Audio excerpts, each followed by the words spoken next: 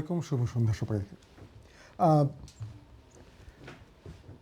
প্রিয় দর্শক, আপনারা জানেন প্রতি শুক্রবার প্রতি সপ্তাহে আয়ন টিভিতে আমরা হাজির হই আপনাদের খুবই কাছের একটি শো, যেটি অবশ্যই আইন বিষয়ক একটি শো, এবং এটির নাম ল উইথ ব্যারিস্টার মনোয়ার হোসেন।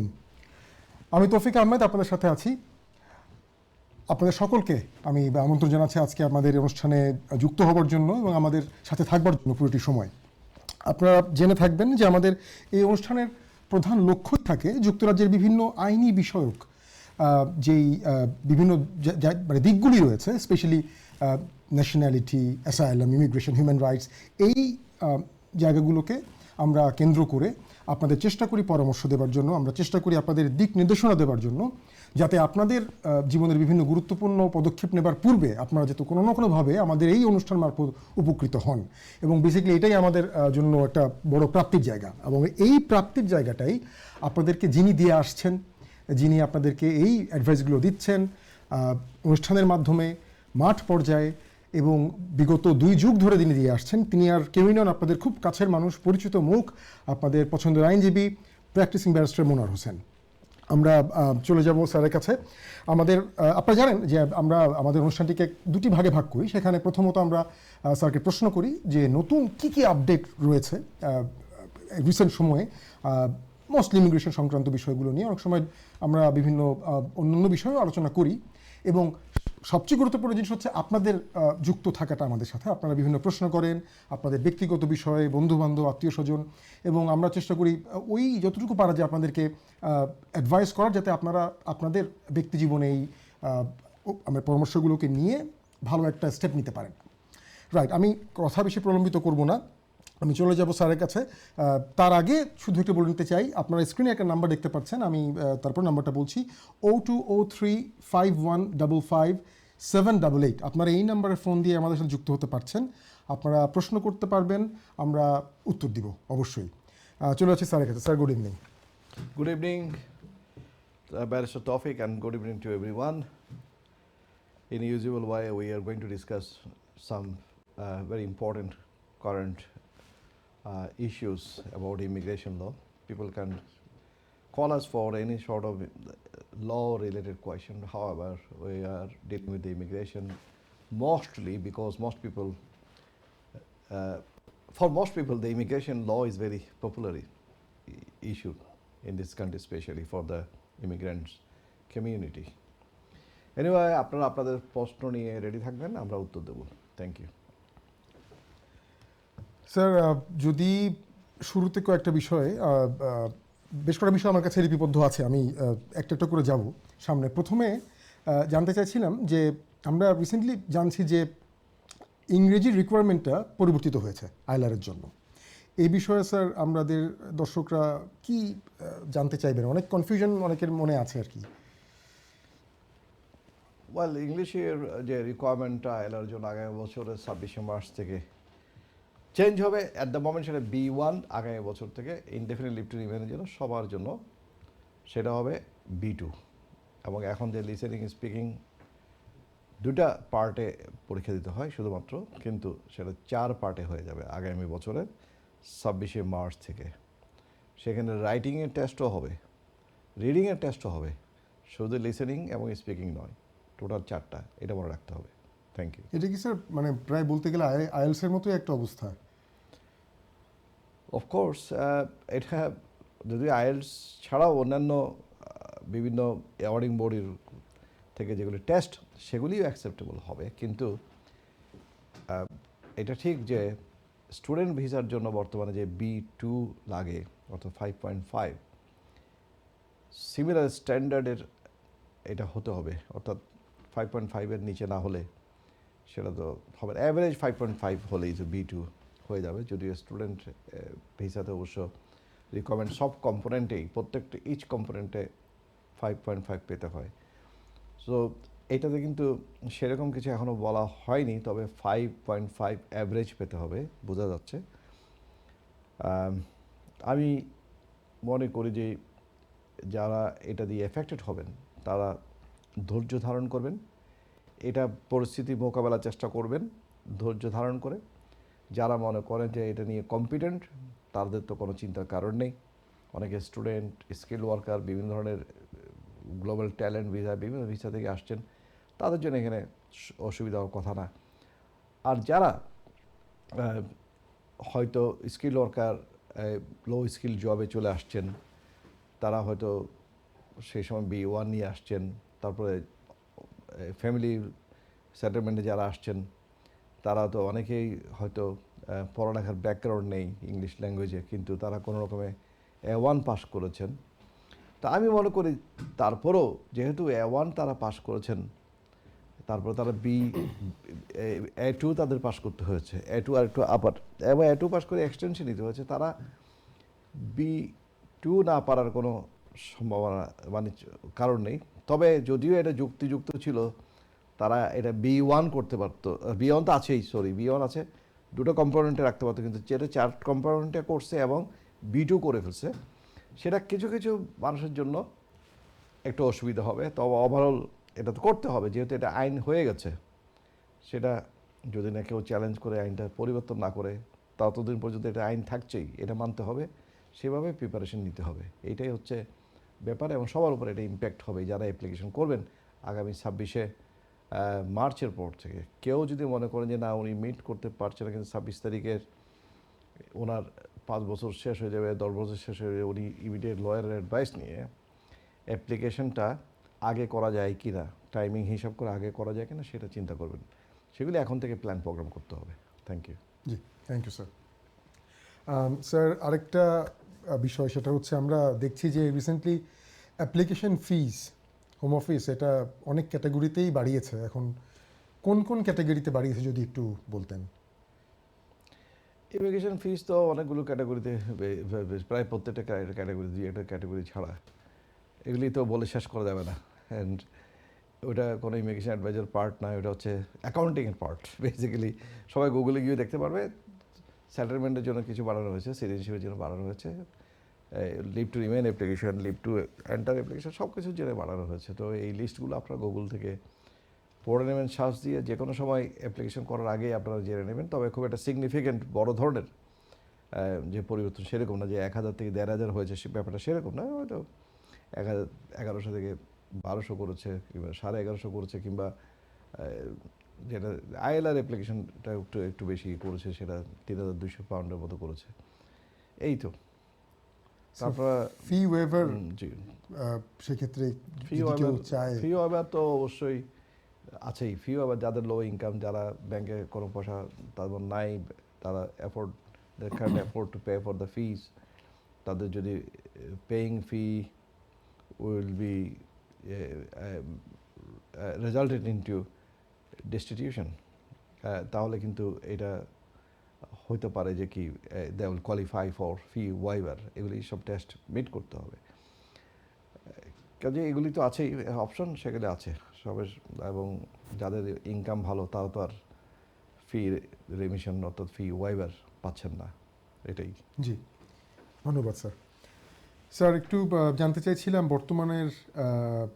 বর্তমানে আমাদের অ্যাসাইলামের পরিস্থিতিটা কী, এবং এক্ষেত্রে বাংলাদেশের বর্তমান রাজনৈতিক পরিস্থিতির দরুন কোনো একটা প্রভাব এদেশে অ্যাসাইলাম যারা না, আমি seeker মনে হবেন- হয় স্যারেম যদি বলতে হয় তাহলে আমি মনে হয় একটা বিষয় নিয়ে দর্শকদের বলতে পারি। সেটা হচ্ছে, আমরা অ্যানাউন্সও করেছি যে আজকে আলোচনা করব মূলত প্রথমত যে গত কয়েকদিন ধরে মিডিয়াতে খুব ফাটাফাটি অবস্থা, জি, একেবারে জি। আলোড়ন সৃষ্টি করছে। সেই মিডিয়াতে বিভিন্ন নিউজ আসছে, এই ভুয়া ক্লেইম, অর্থাৎ বিভিন্ন ধরনের কল্প কাহিনী সাজিয়ে যে ইমিগ্রেশনের জন্য, এই যে অ্যাসাইলামের জন্য অ্যাপ্লিকেশন করা, যে রিফিউজ স্ট্যাটাস পাওয়ার জন্য, এবং এগুলি নিয়ে এখন হোম অফিস আসলে খুব চিন্তিত বিবিসিতে নিউজ আসার পরে।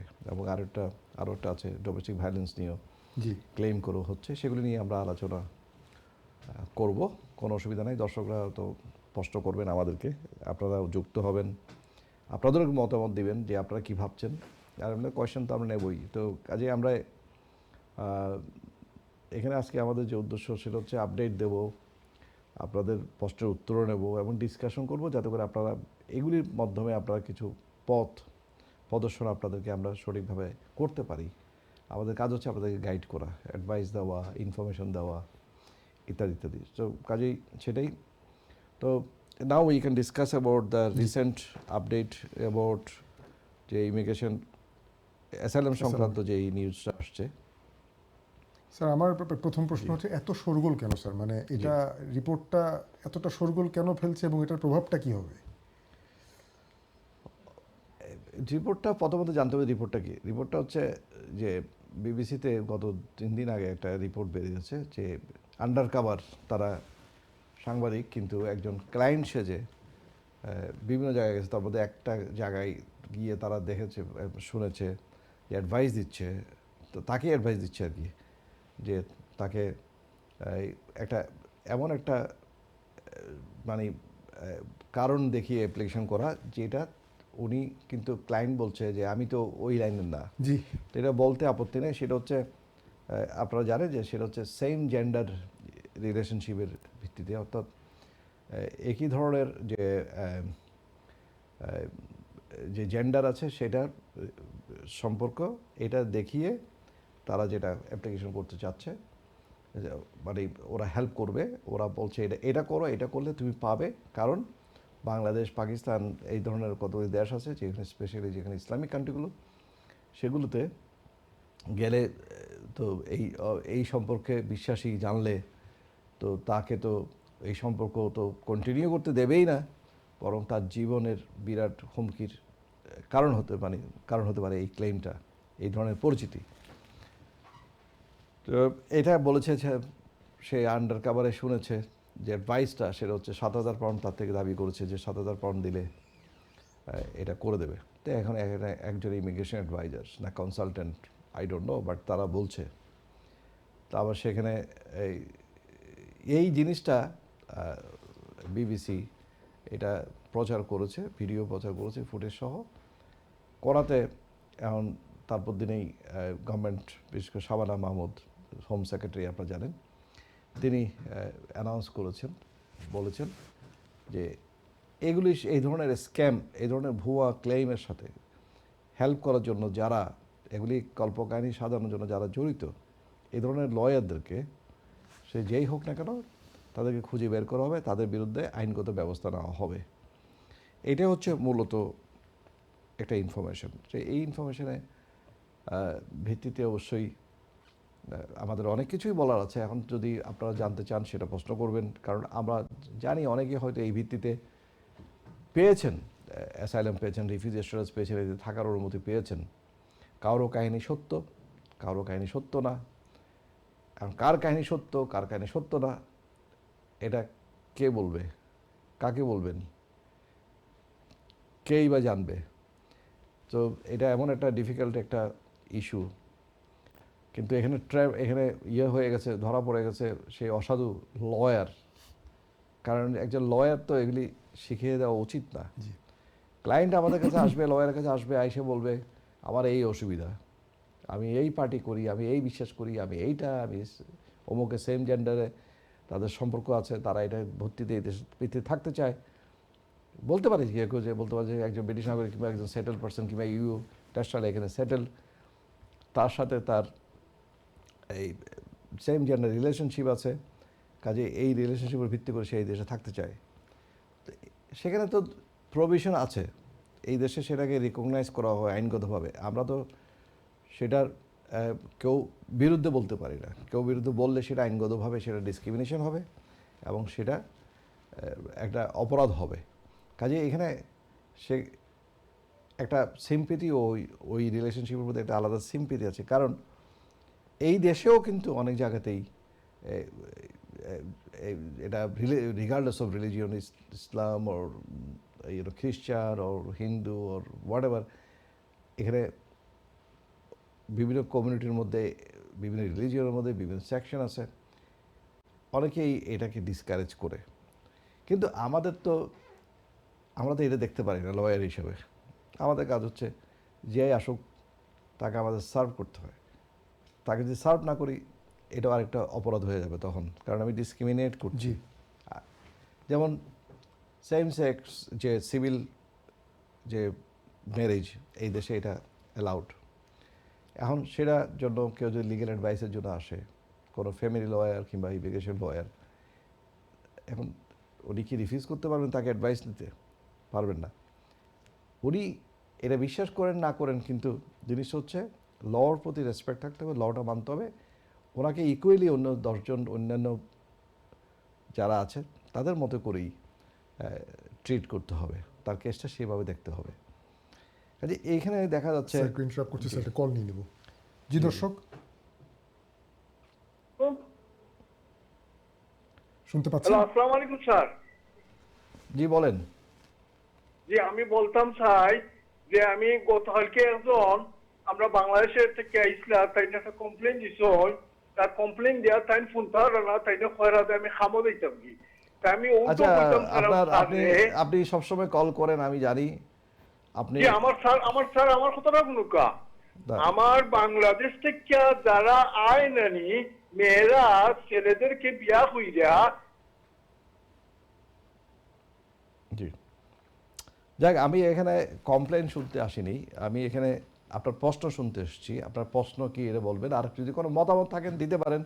যে এটা একটা অবশ্যই এটা সমাজের জন্য, দেশের জন্য এটা স্বাভাবিকভাবে একটা প্রবলেম, যেখানে দেখা যাচ্ছে কিছু ডজি লয়ার যারা মানুষকে মিসগাইড করে পয়সা নিচ্ছে, ট্রেন করে এটা তাদের দিয়ে বিভিন্ন ধরনের কলা কৌশলে তাদের মামলা সাজিয়ে করছে। সেটা অবশ্যই এটা একজন আইনজীবী হিসেবে এটা এটা এটা এটা সমস্ত আইনজীবী কমিউনিটির জন্য এটা ক্ষতিকর। তবে আমার একটা প্রশ্ন আছে, এই যে ভিডিওটা ছাড়লো বিবিসি, সেটা কি, তিনি কি আদৌ আইনজীবী? উনি তো ব্যারিস্টার সলিসিটর না, নিশ্চয়ই না, কনসালটেন্ট বলা হয়েছে। ওটা কী ধরনের কনসালটেন্ট, কে তাকে পারমিশন দিয়েছে? I don't know. দেখেন একটা নারীকে দেখানো হচ্ছে, আবার উনি উর্দু না হিন্দি ভাষায় কথা বলছে। জি, তো এখন দেখা যাচ্ছে আবার উনি মনে হচ্ছে উনি ওনার বেডে বসে কথা বলছেন, সোফার মতো একটা বেড আছে, সেখানে আবার একটা ব্ল্যাঙ্কেটও দেখা যাচ্ছে। তো এখন ক্লায়েন্টকে নিয়ে এসে এরকম জায়গায় এসে কথা বলছেন, কি ওনার ঘরে এসে কথা বলছেন না ক্লায়েন্টের ঘরে এসে কথা বলছেন? I don't know. এখন কীভাবে এই জার্নালিস্ট যিনি ভিডিও করছেন কীভাবে? তো কথা হচ্ছে, আমি ওটার মধ্যে যাচ্ছি না, বাট আমার কথা হচ্ছে ডজি কোনো অ্যাডভাইস দেওয়া এটা হচ্ছে অপরাধ। যে এই ধরনের কোনো কিছু ইয়ে করা, কারোর জন্য এটাকে ম্যানুফ্যাকচার করা, স্টোরি ম্যানুফ্যাকচার করা ইমিগ্রেশনের জন্য, অ্যাসাইলামের জন্য, তার জীবন বাঁচানোর জন্য, এটা এটা এটা অবশ্যই এটার জন্য, হ্যাঁ, কোনো ক্লায়েন্ট যদি বলে এটা তার ব্যাপার, কিন্তু কোনো লয়ার এটা ম্যানুফ্যাকচার করে দেওয়াটা এটা হচ্ছে ক্রিমিনাল অফেন্স। এটা আপনাদের সবাইকে আমি এটা বোঝাতে চাচ্ছি। স্যার এবার আপনি তো একটা দিক বললেন স্যার, যে রিপ্রেজেন্টেটিভ বা লিগ্যাল রিপ্রেজেন্টেটিভ লয়ার তাদের জায়গাটা। এবার স্যার নদীর ওই পারে স্যার যারা কোনো ডিসিশন হয়তো বা পেয়ে গিয়েছেন এবং এমন একটা তথ্যের উপর ভিত্তি রেখে যেটা আসলেই তার বিশ্বাসের জায়গাটা ছিল না, এখন কোনো না কোনোভাবে স্যার যদি এটা এমন হয় যে পরবর্তীতে প্রমাণিত হয়েছে যে এখানে একটা মিথ্যাচার ছিল, এবার কি হতে পারে স্যার সেই ক্লায়েন্টের? বা আমরা চলে যাই সেই 2013-14 থেকে একেবারে এখনও পর্যন্ত মামলাগুলো চলছে, ইটিএস, টুয়েক, যে ইংলিশ ল্যাঙ্গুয়েজের যে ফ্রডের কেসগুলো নিয়ে হাজার হাজার স্টুডেন্টের লাইফ নষ্ট হলো, স্যার সেটার ঘটনা যদি আমরা চলে যাই, সে হচ্ছে ওরা ভিসা বাড়িয়েছিল, কেউ অ্যাপ্লিকেশন করেছে, বেশিরভাগই ভিসা বাড়িয়ে দিয়েছিল ওই সার্টিফিকেট দিয়ে। কিন্তু পরে দেখা গেল হোম অফিসে বলছে বিবিসির একটা আন্ডার কাভার একটা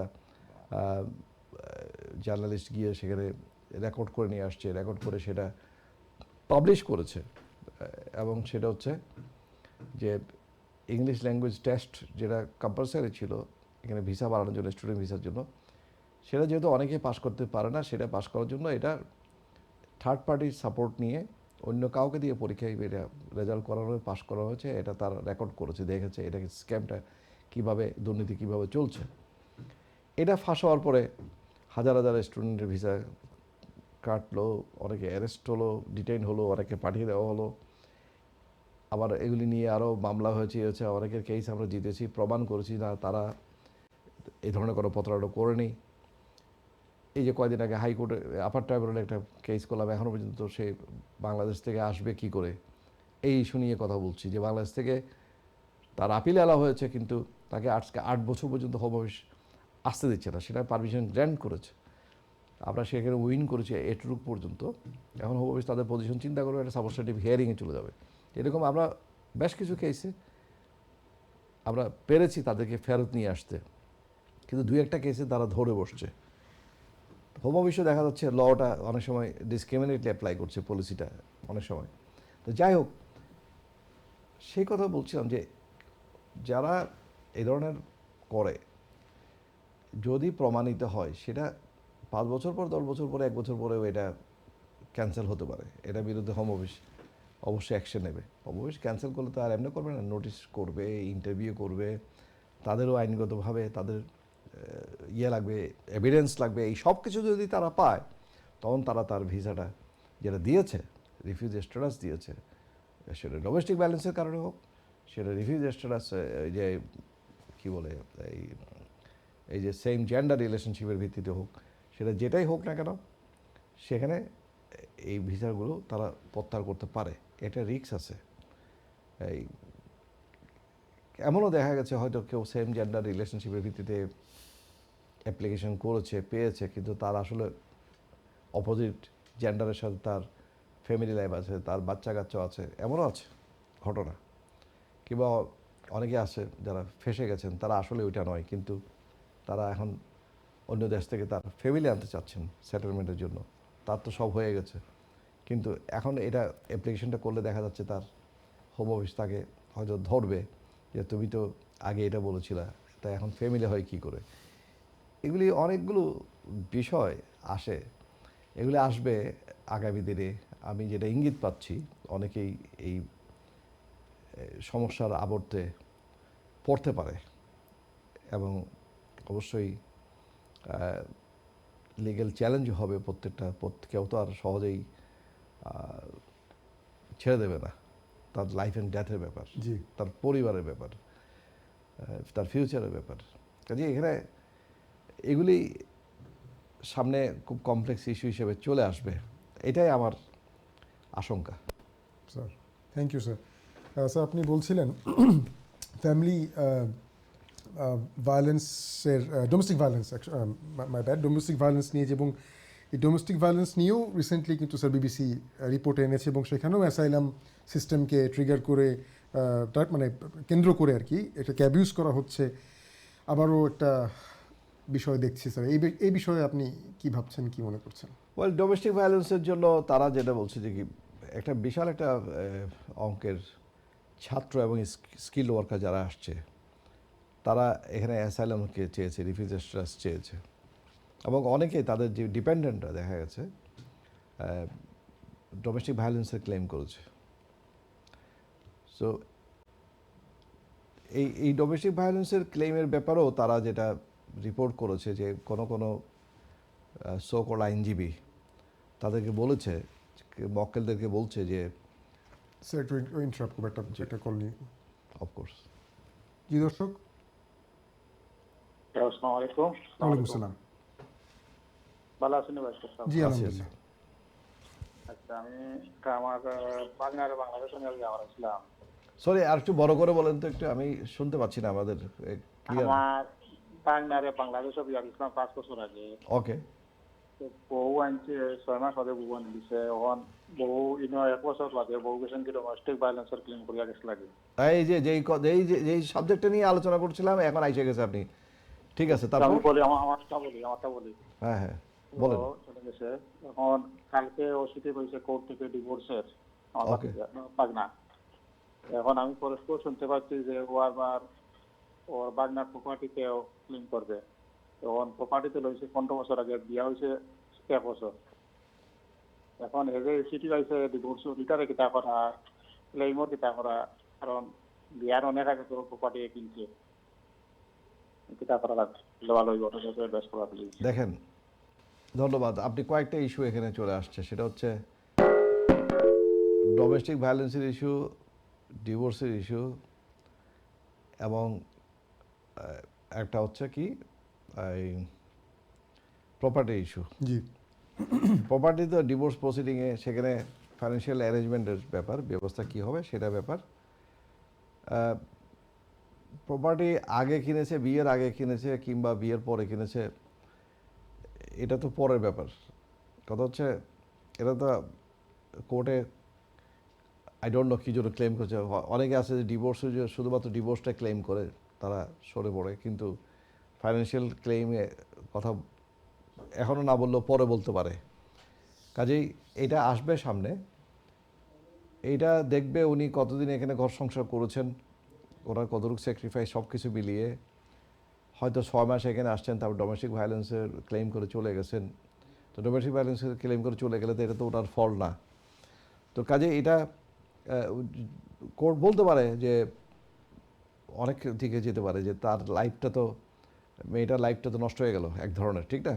যেহেতু একটা বিয়ে করে আসছে, আসার পরে এখানে আসা নিয়ে আসছিল, ডোমেস্টিক ভায়োলেন্স করেছে হাজব্যান্ড, তাকে তো তার জন্য কিছু তো করবে কোর্টে। এটা হচ্ছে সাধারণভাবে তার প্রতি একটা সিম্প্যাথি থাকতে পারে কোর্টের, যদি এটা অনেক দূর গড়ায়।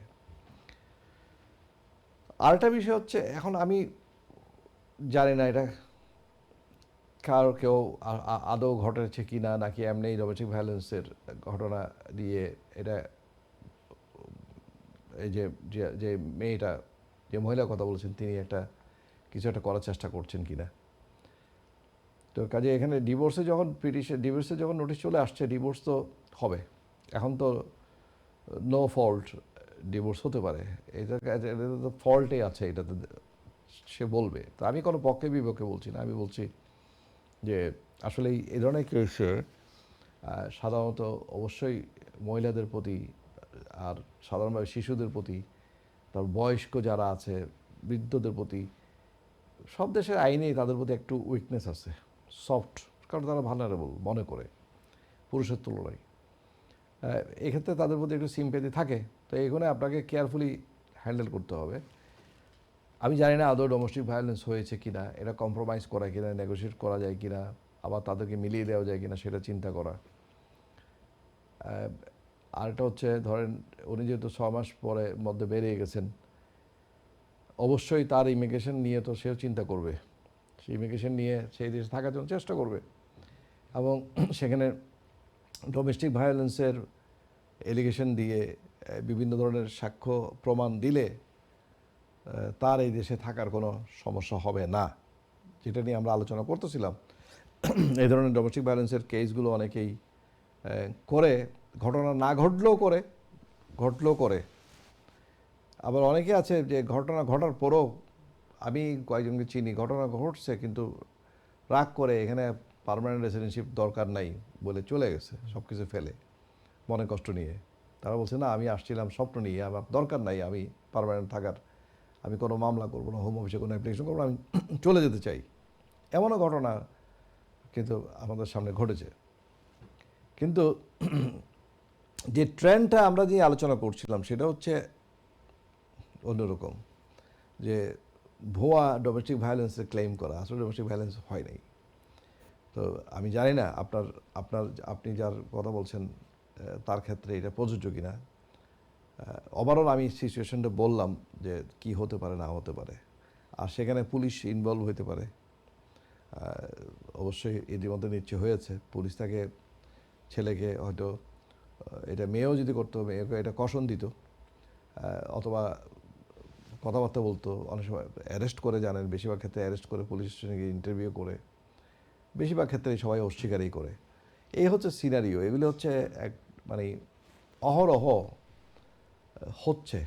যারা স্পন্সর করে ছেলে মেয়েদেরকে এনেছেন, স্পাউস বিষয়ে এনেছেন, এদের মধ্যে হচ্ছে, স্কিল্ড ওয়ার্কারের মধ্যে হচ্ছে, স্টুডেন্টের ডিপেন্ডেন্টের মধ্যে হচ্ছে, কার নাম ফ্যামিলির ইয়ের ক্ষেত্রে হচ্ছে, এটা সব ক্ষেত্রেই এটা হচ্ছে। প্রত্যেকটা ফ্যামিলিতে হচ্ছে না, বাট অনেক ক্ষেত্রেই বিভিন্ন সেক্টরে যারা আছেন তাদের মধ্যে এটা ঘটনা ঘটছে। শুধুমাত্র যারা পার্মানেন্ট রেসিডেন্সিপ নিয়ে যারা থাকার জন্য আসছেন তাদের না, টেম্পোরারি রেসিডেন্স নিয়ে যারা আসছেন তাদের ক্ষেত্রেও এটা হচ্ছে।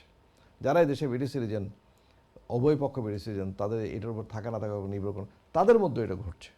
কাজে এটা এমন একটা বিষয়, খুব সেন্সিটিভ একটা বিষয়, যে আমি বলতে পারবো না যে সব এই ধরনের ডোমেস্টিক ভায়োলেন্সে এই যে 2-1টা রিপোর্ট বিবিসি লিখেছে তাই বলে সবগুলো ভুয়া, এটা আমি তো বলতে পারবো না। কিছু কিছু ভুয়া হতে পারে, কিছু কিছু সত্য হতে পারে। তো এই জন্য অ্যাভারেজ কিছু বলা যাবে না এটা যখন বলবো।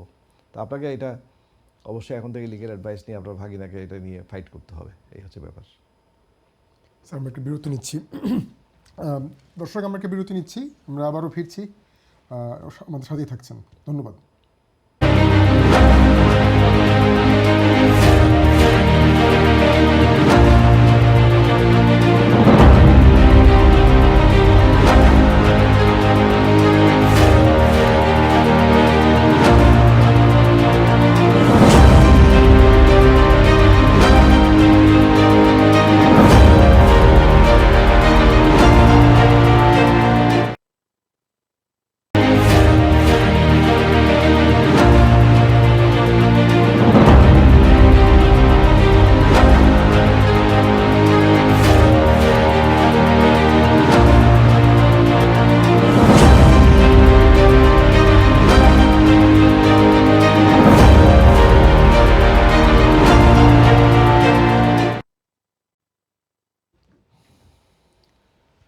দর্শক আমরা আবারও ফিরে আসলাম। আমরা কথা বলছিলাম স্যারের সাথে ডোমেস্টিক ভায়োলেন্স এবং অ্যাসাইলাম সিস্টেমকে অ্যাবিউজ করা, এটা নিয়ে কথা হচ্ছিল। আমরা ফিরে যাব স্যারের কাছে আবারও। এখানে একটা স্পেসিফিক প্রশ্ন আমি করতে চাচ্ছি স্যার, যে এই যে ডোমেস্টিক ভায়োলেন্সের যদি অ্যালিগেশন আসে, এক্ষেত্রে হোম অফিস কীভাবে বুঝবে যে কোনটা সত্য, মানে কোনটা মিথ্যা? মানে প্রসিডিউরালি তো হয়তো বা কোর্ট অফ ল দিয়ে যাওয়ার একটা সুযোগ রয়েছে, বাট আরও একটু যদি সহজভাবে একটু বুঝিয়ে দিতেন বা বলে দিতেন দর্শকদের সুবিধার্থে।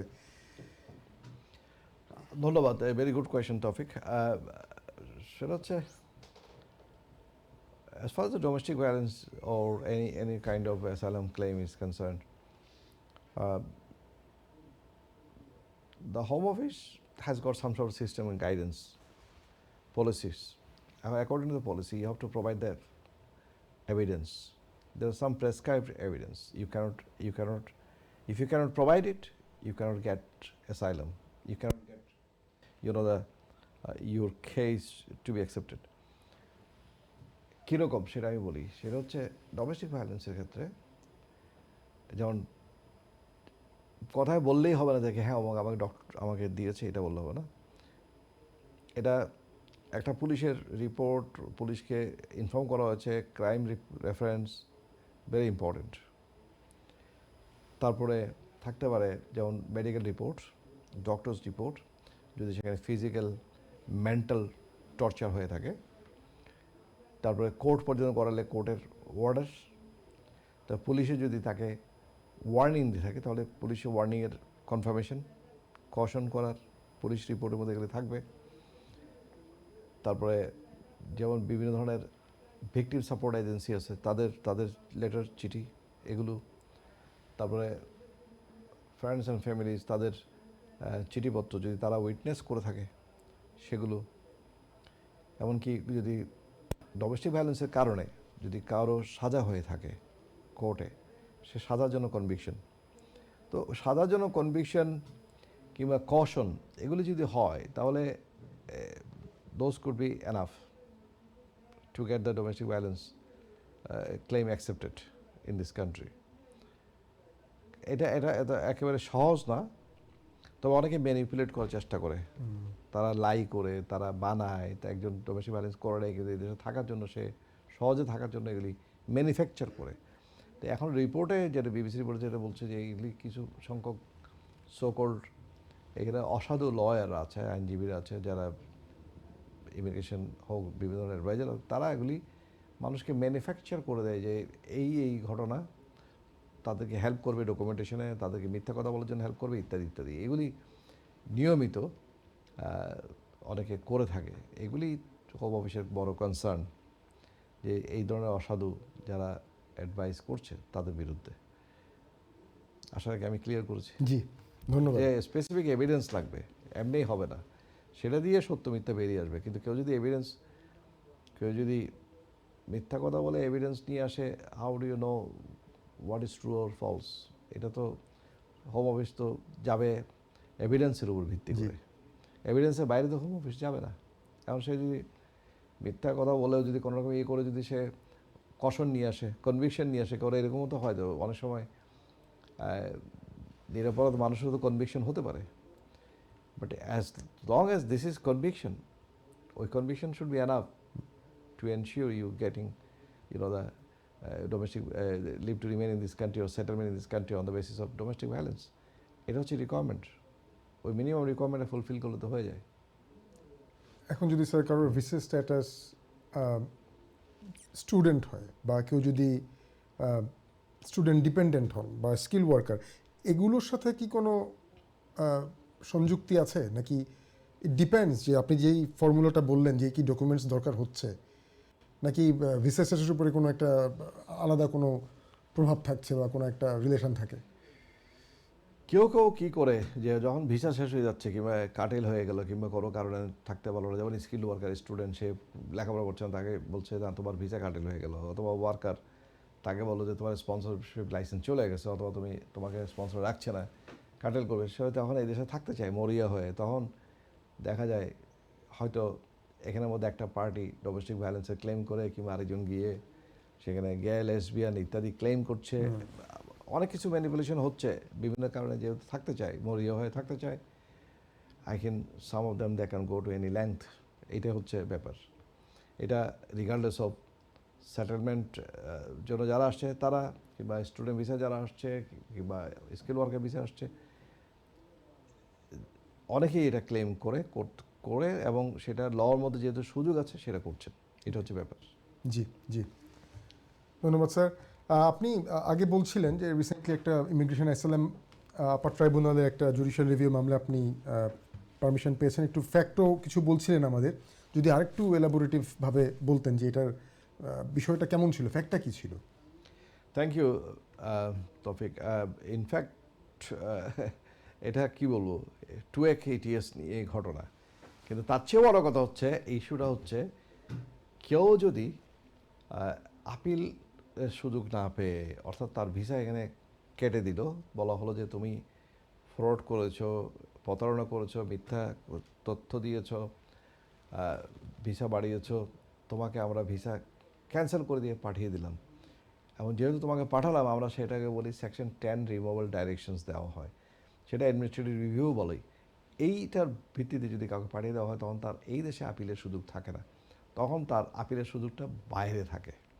তো 2A KTS যে ইংলিশ ল্যাঙ্গুয়েজ নিয়ে যে কেসগুলোতে পরবর্তীতে কোর্ট অফ আপিল বলেছিল না তোমরা এই ধরনের স্টুডেন্টদেরকে আপিলের সুযোগ দিচ্ছ না, এটা হিউম্যান রাইটসের বিরুদ্ধে যায়, কারণ সে যদি নির্দোষ হয় সেটা বিদেশে গিয়ে নির্দোষ প্রমাণ করে এগুলো কোর্টে হিয়ারিং করা, সাক্ষ্য প্রমাণ দেওয়া এগুলো কঠিন হয়ে যায়, সেই দেশে থেকে তার এটা সুযোগ দেওয়া উচিত। তারপর অবস্থা ঘুরে গেল, কিন্তু অনেকে তো এর মধ্যে চলে গেছে, চলে গিয়ে অনেকে তো বিদেশে গিয়ে যার যার দেশে গিয়ে আপিল করেছে, তাদের কী হবে, তারা অনেকে ফিরে আসছে আপিল করে উইন করেছে, অনেকের ক্ষেত্রে হোম অফিস জটিলতা সৃষ্টি করেছে।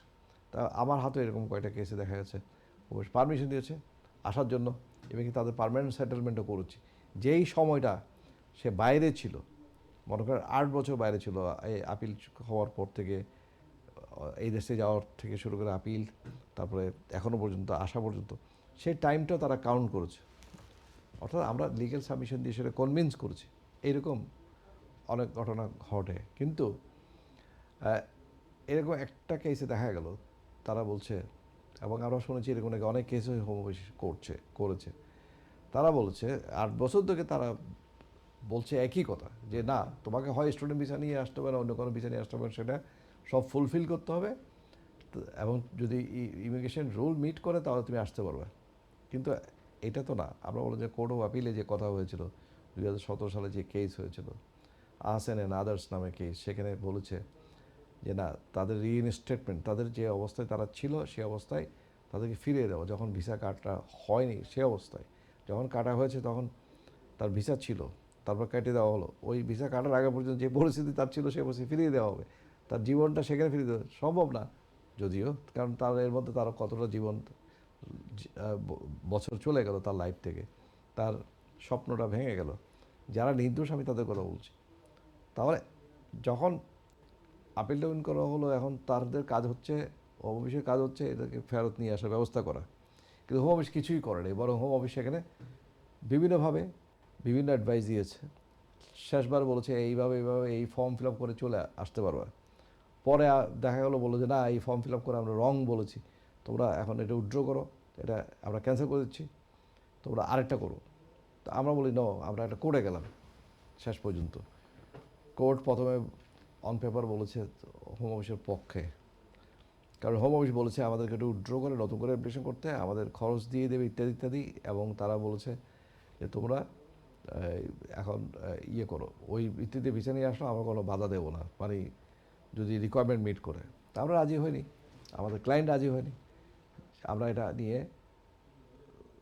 মৌখিক যে শুনানি সেখানে গিয়েছি, সরাসরি শুনানিতে আপার ট্রাইব্যুনাল জাজ ছিলেন, হোম অফিসের বক্তব্য শুনেছেন।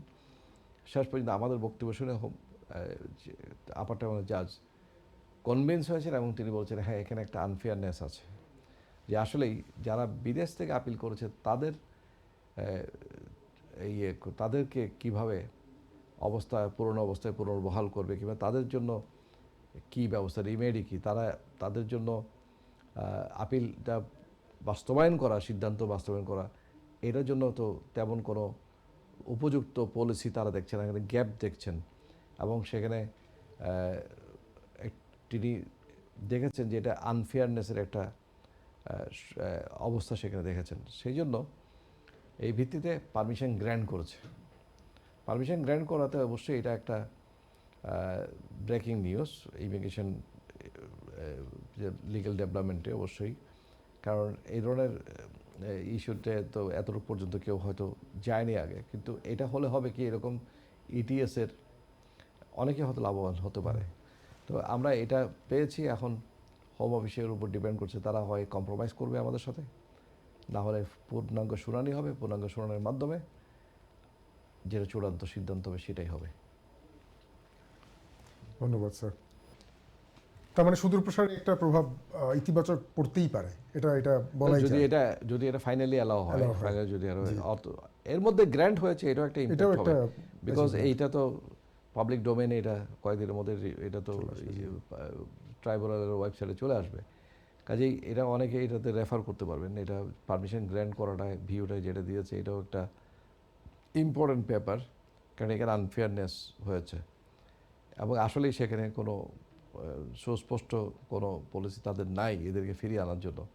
বরং হোম অফিস নিজেই স্বীকার করেছে কোর্টে যে তারা দুইবার তারা রং অ্যাডভাইস দিয়েছে, ক্লায়েন্টকে মিসগাইড করেছে, এবং সেই জন্য তারা সরি বলেছে।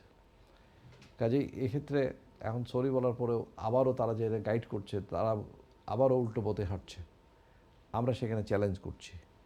তো দেখা যাক কী হয়। তবে আমি আশাবাদী, এইটা হলে আরও এই ধরনের শত শত যারা আছেন এই অবস্থায় আপিলিং যে বাস্তবায়ন করছে না সিদ্ধান্ত, তারা তো অবশ্যই আসার একটা সুযোগ হবে এবং তারাও এখানে লিগ্যালিটি পাবেন। আরেকটা হচ্ছে তারাও একটা সুযোগ পাবেন যারা হয়তো কিছুই করতে পারেননি চলে যাওয়ার পরে, তারা যদি নির্দোষ প্রমাণ করতে পারেন ওই সময়ের ইয়েতে হিউম্যান রাইটস অ্যাপ্লিকেশন করে, তাদেরও হয়তো একটা সুযোগ হতে পারে। কাজে এইভাবে সুদূর প্রসারী একটা ইম্প্যাক্ট প্রভাব এটা পড়বে আমার বিশ্বাস। Thank you sir. আমি চলে এসেছি আবার একটু স্কিল ওয়ার্কারের একটা প্রশ্নে। এই মুহূর্তে স্কিল ওয়ার্কার ভিসা নিয়ে আউট কান্ট্রি সুযোগ কতখানি কি আছে, দেশের বাইরে থেকে যদি, ইউকে বাইরে থেকে যদি আসতে চাই কেউ? এখনও সুযোগ আছে, শুধু তারা যেটা সুযোগটা করেছে সেটা হচ্ছে একটা হচ্ছে লেভেল 6 হতে হবে। আগে লেভেল 3 হলেও পারতো, আগেও লেভেল 6 হয়েছিল, আগে এর আগেও লেভেল 3 ছিল। হোম অফিসের পলিসিগুলো তো দেশের অর্থনৈতিক প্রয়োজনে ওঠানামা করে চেঞ্জ হয়, তো এইভাবে এটাও চেঞ্জ হয়েছে। এখন লেভেল 6 হতে হবে, গ্র্যাজুয়েট লেভেল হতে হবে। তার মানে যারা এই গ্র্যাজুয়েট লেভেলে যোগ্যতা অর্জন করবেন, তারা অবশ্যই তারা যদি সেখানে কোনো স্পন্সরশিপ পায় আসতে পারবে, স্পন্সরও আনতে পারবে। এখন যদি কোনো বিজনেস থাকে, সেখানে ওই লেভেলের জবের কারো লাগবে, ফর এক্সাম্পল কারোর সেরকম স্কিল্ড প্রফেশনাল ম্যানেজার লাগবে, কেউ বিজনেস ডেভেলপমেন্ট ম্যানেজার লাগবে, কেউ আইটি স্পেশালিস্ট লাগবে। এগুলি বিভিন্ন ধরনের লেভেল 6-এর, ডক্টর, নার্স, এগুলি তো লেভেল 6-এর। এগুলির জন্য পথ তো খোলা আছেই, এগুলি আসবেই, এগুলিকে বাধা দিতে পারবে না, কারণ এগুলি তো এই দেশের ইকোনমির জন্য, এই দেশের সিস্টেম চলার জন্য অবশ্যই লাগবে। এই দেশের স্বাস্থ্য খাত, শিক্ষা খাত, স্বাস্থ্য খাতে ডক্টর দরকার, শিক্ষা খাতে টিচার দরকার, মেডিকেল খাতে নার্স দরকার, তারপরে এমনি বিজ্ঞানের ক্ষেত্রে সায়েন্টিস্ট দরকার। ইউ ক্যানট অ্যাভয়েড বিজনেসের ডেভেলপমেন্টের জন্য, বিজনেস চলতে হলে তাদের ডেভেলপমেন্টের Sir, কাজের জন্য মানুষ দরকার। কলার আছে, সরি ইন্টারাপ্ট করি। দর্শক শুনতে পাচ্ছেন? আসসালামু আলাইকুম, জি শুনতে পাচ্ছি। ওয়ালাইকুম আসসালাম, আপনার নামটা বলুন প্লিজ। আমি ইব্রাহিম ম্যানচেস্টার থেকে বলতেছি। জি ইব্রাহিম সাহেব, আপনার প্রশ্নটি করুন। তো আমি প্রথমে আপনাকে এবং ব্যারিস্টার মনোহর ভাইকে ধন্যবাদ জানাচ্ছি আপনাদের মূল্যবান সময় দিয়ে কমিউনিটি সেবা দেওয়ার জন্য। Thank you, thank you. আমার প্রশ্নটা হলো, স্পেশালি আমরা যারা এই ব্রিটিশ পাসপোর্ট দ্বারা, আমরা বাংলাদেশি পাসপোর্টও মনে করেন আমাদের ভ্যালিড আছে, তো আমরা যদি বাংলাদেশে যাওয়ার সময় যদি ওই নো ভিসা রিকোয়েস্ট না লাগাই যায়, বাংলাদেশি পাসপোর্ট এখানে ইউজ করতে পারবো না, এটা কোনো অসুবিধা হবে কিনা এই ব্যাপারে একটু বেস্টে মনোর ভাইকে জানতে চাবো। Thank you. আমি বলছি, বাংলাদেশি পাসপোর্ট, প্রথমত কথা হচ্ছে এখন বাংলাদেশি পাসপোর্ট এবং ব্রিটিশ পাসপোর্ট দুইটাই যদি থাকে, তাহলে বর্তমানে যেটা নিয়ম করা হয়েছে, গত জানুয়ারি থেকে যেটা নিয়ম করা হয়েছে, তাদেরকে অবশ্যই ব্রিটিশ পাসপোর্ট ব্যবহার করতে হবে। এটা বাধ্যতামূলক। ব্রিটিশ পাসপোর্ট ছাড়া তাদেরকে ঢুকতে দেওয়া হবে না। তো এই কথাগুলো বিভিন্ন ধরনের বিভিন্ন এয়ারপোর্টে অথরিটিগুলো, ইমিগ্রেশন অথরিটিগুলো বিভিন্ন দেশে তারাও জানে। কাজেই তারা যদি জানে তারা এই লোকটা ব্রিটিশ সিটিজেন, তখন তারা হয়তো ওইটাই অ্যাপ্লাই করবে। আচ্ছা, মনে করেন এখন অনেকের settlement, indefinite leave to remain visa লাগানো আছে পাসপোর্টে, তারা তাদের অ্যাজ ইউজুয়াল তারা যাওয়া আসা করতে পারবে। কিন্তু এখানে এখন একটা সমস্যা হচ্ছে এইটাই যে ই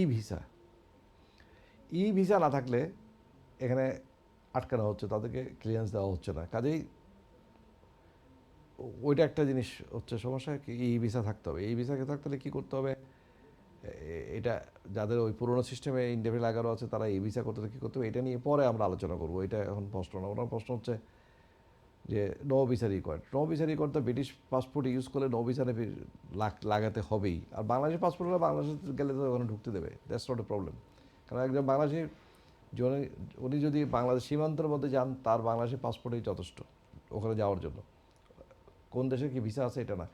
নো ভিসা রিকোয়ার্ডটা হচ্ছে তাদের জন্য যারা বিদেশি পাসপোর্ট নিয়ে, যেমন ব্রিটিশ পাসপোর্ট, আমেরিকান পাসপোর্ট নিয়ে যেসব বাংলাদেশিরা তার দেশে যেতে চান, তাদেরকে অবশ্যই ওই বাংলাদেশের নো ভিসা রিকোয়ার্ড লাগবে। তবে নো ভিসা রিকোয়ার্ড যাদের নাই তাদেরকে স্টিল ঢুকতে দেওয়া হয়, কারণ অন অ্যারাইভাল ভিসা আছে। তবে সেটা কোনো কোনো ক্ষেত্রে একটু কম সময়ের জন্য, 30 দিন, সেটা আবার বাড়ানো যায়, সেটা একটা $50-60 মতো একটা পয়সা নেওয়া হয়, সেটাও সম্ভাবনা আছে, সেটাও সুযোগ আছে। তো আশা রাখি ইব্রাহিম ভাই, আমার ইনফরমেশনের মাধ্যমে আপনি অনেক কিছু জানতে পেরেছেন। ধন্যবাদ। স্যার, আমি স্কিল ওয়ার্কারের জায়গাটায় ছিলাম। আপনি বলছিলেন যে হ্যাঁ, এখন পর্যন্ত যারা হাই স্কিলের RQF লেভেল 6 অবধি আছেন, ইঞ্জিনিয়ার হতে পারেন, ম্যানেজারিয়াল পোস্ট হতে পারেন, ডক্টর হতে পারেন, তারা আসবেন এবং তাদের এই সুযোগটা এখনও আছে যে তারা দেশের বাইরে থেকে নিয়ে আসবে। স্যার, এখন মানে লেভেল 6-এর নিচে কি কোনোভাবেই আর সুযোগ নেই কারোর আসার? আছে, গুড কোয়েশ্চেন। সেটা হচ্ছে কিছু অকুপেশন আছে, শর্টেজ অকুপেশনের মধ্যে আছে, শর্টেজ লিস্ট। সেখানে যদি পড়ে, সেটা ট্রানজিশনাল একটা লিস্ট আছে, সেটার মধ্যে যদি পড়ে তাহলে আসতে পারবে। সেটা যদি কোনো কোনো ক্ষেত্রে লেভেল 3, 4, 5ও হয়, ইট ডাজন্ট ম্যাটার। যদি শর্টেজ লিস্টের মধ্যে হয়, এর মধ্যে শর্টেজ লিস্ট সবগুলো আমার কাছে আলোচনা করার সময় নেই, বাট শর্টেজ লিস্টে এটা গুগল সার্চ করলেও পাওয়া যাবে। শর্টেজ লিস্টের আন্ডারে যারা পড়ে তারা স্টিল আসতে পারে। যেমন মেবি গ্রাফিক্স ডিজাইনারটা, এগুলি হয়তো লেভেল 6 না, বাট স্টিল ক্যান কাম। এই ধরনের কিছু পজিশন আছে, ফর এক্সাম্পল, যেগুলো শর্টেজ অকুপেশনে তারা, অর্থাৎ এগুলি শর্ট আছে মার্কেটে, লোকজন পাওয়া যায় না সচরাচর। সেই জন্য তাদের গ্র্যাজুয়েট লেভেল না হলেও, লেভেল 6 না হলেও, পরে নিচে হলেও এরা আসতে পারবে। জি, থ্যাংক ইউ স্যার। আরেকটা বিষয়ে মোটামুটি পরিচিত, আশেপাশের অনেকের কাছ থেকে শুনি, তারা জানতে চায়, মুখে মুখে প্রশ্ন থাকে যে স্টুডেন্ট ভিসায় আছি ভাই, এখন সেটেল করতে চাই, কি করব? পোস্ট স্টাডি ভিসায় আছি, আর 3 মাস বাকি, কীভাবে থাকবো? Right to work, 3C leave, নানাবিধ কথা। এখন আসলে আপনি কোনটা অ্যাডভাইস করবেন যে তারা যদি এখানে এদেশে সেটেল করতে চায়, লিগালি কন্টিনিউশন রাখতে চায়, কি তাদের রাস্তা হতে পারে? স্টুডেন্ট, স্কিল ওয়ার্কার, যে কোনো ভিসায় যারা এই দেশে আছেন, তারা যদি কেউ এই দেশে পার্মানেন্ট সেটেল হতে চান, তাদেরকে আগে ভাগেই কিন্তু ভালো ইমিগ্রেশন লয়ারের অ্যাডভাইস নিয়ে একটা প্ল্যান করতে হবে। এবং নিজেকে একটা ক্যারিয়ার প্ল্যান করতে হবে যে উনি কী চান, কোথায় চান। এবং এই সাথে তাদেরকে অবশ্যই একটা বিকল্প চিন্তা করে রাখতে হবে। শুধু এই দেশে নয়, এই দেশের কোয়ালিফিকেশন, অভিজ্ঞতা অর্জন হলে অন্য দেশেও একটা সুযোগ থাকে উন্নত দেশগুলোতে। সেই দিক দিয়েও এটা এক্সপ্লোর করার জন্য চিন্তা করতে হবে। তো এই সাথে আমি বলবো অবশ্যই এই দেশে স্কিল ওয়ার্কারদের এবং স্টুডেন্টদেরকে বিভিন্ন ধরনের সুযোগ আছে সেটেল হওয়ার জন্য। স্কিল ওয়ার্কার তো যখন চলে আসছে, সে যদি 5 ইয়ার্স এই দেশে থাকে, তার তো পার্মানেন্ট হওয়ার একটা সুযোগ আছে, তার ডিপেন্ডেন্ট সহ।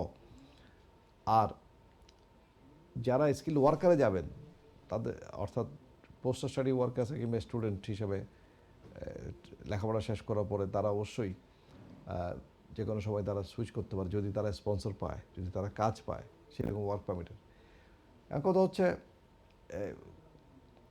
স্পন্সরের সংখ্যা খুব বেশি না, কাজেই কম্পিটিশন আছে। এবং যেহেতু এর মধ্যে ইমিগ্রেশনকে টোটাল নেট মাইগ্রেশন কমানোর জন্য একটা করা হয়েছে, সিস্টেম করা হয়েছে, সেই ক্ষেত্রে এই সব সেক্টরে এই পজিশনগুলোর যেগুলিতে মানুষ নিয়ে আসবে সেগুলোকে বেতনটা বাড়িয়ে দেওয়া হচ্ছে, ওয়াইজেসটা বাড়িয়ে দেওয়া হচ্ছে। যার কারণে এই দেখা গেছে যাচ্ছে যে স্পন্সররা তারা হিমশিম খেয়ে যাচ্ছেন, তাদের স্টাফ দরকার কিন্তু তারা ওইটা এফোর্ড করতে পারছেন না, তাদের ওইটুকু মানে ওয়াইজেস দেওয়া তার ক্ষমতা নাই। কিন্তু বিভিন্ন ধরনের সুবিধা থাকতে পারে। সেলফ স্পন্সরশিপ একটা ইস্যু আছে, যদিও সেটা ইমিগ্রেশন রুলের মধ্যে নাই, বাট এটা খুবই ইন্টেলিজেন্ট ওয়াইতে এটা করতে হয়। ইনোভেটিভ ভিসা, তো ইনোভেটিভ ভিসা আছে, সেটা আছে।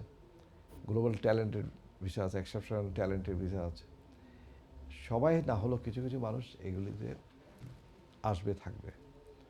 আর কেউ যদি স্কিল ওয়ার্কার ভিসা আসছেন, কেউ স্টুডেন্ট ভিসা, তারা যদি অবিবাহিত হন, তারা এদেশে ফ্যামিলি লাইফ করে অবশ্যই তারা ব্রিটিশ সিটিজেন, ইউরোপিয়ান সিটিজেন যারা এখানে সেটেল আছে, অথবা যারা এখানে পার্মানেন্ট রেসিডেন্টশিপ আছে, যে কোনো কেউ, তাদের সাথে ফ্যামিলি লাইফ হলে অবশ্যই সেই ভিত্তিতেও অ্যাপ্লিকেশন করে থাকতে পারেন।